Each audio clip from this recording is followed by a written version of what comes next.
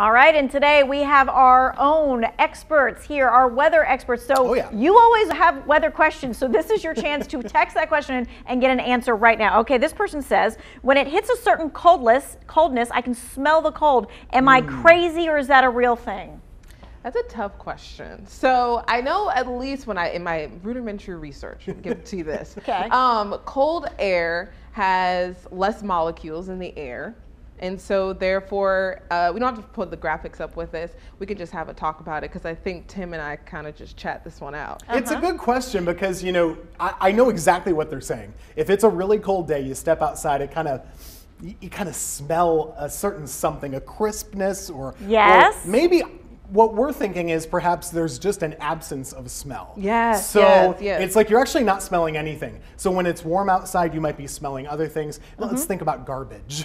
Sorry. Right? No, but true. If you put your stinky garbage out on the curb and it's 90 degrees, you don't want to stand close to it. If it's 10 degrees, you probably won't smell it even if you're right next to it. So I think when you're heating something up, this would go for food as well. Your fridge doesn't have much of a smell compared to when you're in the oven. I think you have more of those odor particles just, you know, freely migrating into the air around it and circulating better. Like Monique said, when it's colder, there are not as many molecules just circulating around. So. Okay, this person says, do we typically see lows in the mid to low 20s this time of year? Because we've seen like overnight lows around 25 in the morning or so, right? Yeah. Good question. You know, today we were 24. That's our second coldest temperature of the year so far, which we've been so warm otherwise. That's bizarre.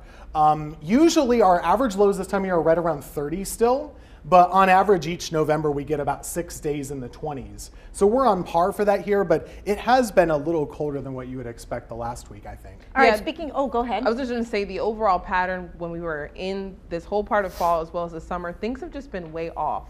In general, in terms of the extended period of warm weather we felt for a long period of time, and it seems now we're jarringly jumping into winter before we should have. Last week and the week before, we had temperatures well below average. They should have been in the 60s, and now we're feeling 50s, and like, wait, we never got the 60s because they were supposed to be here last week, and the 50s arrived a little bit early. I wouldn't be shocked at all if December actually starts out much warmer than we've been lately. Okay. So that can still happen. All right, so Monique, what is the difference between freezing rain, sleet, and snow? Because we seem to get all three, and we never really know what's the difference between the difference there. All right, so I got a graphic for this one this time. So this one is a little bit easier to see when you do look at the graphic, because it helps you to see the profile of the air. So this is us way down here at the surface. We have temperatures here below 32 degrees, 32 being that freezing point.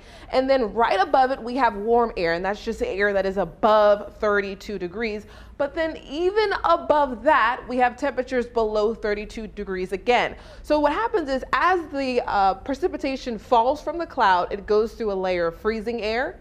Then it warms up and melts a little bit, and then it freezes again. But when it freezes again at the surface, it's a very shallow layer, and so that's why we call it freezing rain, because once it hits the surface, it's freezing again. So that's just freezing rain for you. All right, hey Tim, what month is the coldest for us?